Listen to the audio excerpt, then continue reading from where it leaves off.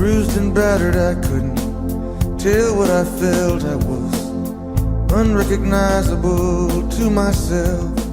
I saw my reflection in a window.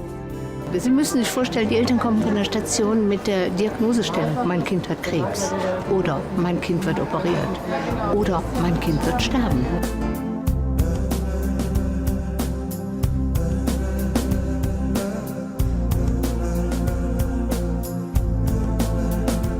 Für mich war das so, dass die heile Welt zusammengebrochen ist. Als ich dann hier ankam und auch andere Familien gesehen habe, das war für mich schon sehr wichtig, dass ich sehe, ich bin nicht alleine, dass man auch in diesem Schicksal zusammenwächst, dass das Elternhaus dann auch einem Personen angedeiht, die dasselbe Schicksal hatten, die unter Umständen dann auch einem Hilfe bieten konnten. Das Elternhaus selber, dass man halt hier übernachten kann. It's just you and I, my friend. And my clothes don't fit me no more. I walk 1,000 miles just to slip this skin.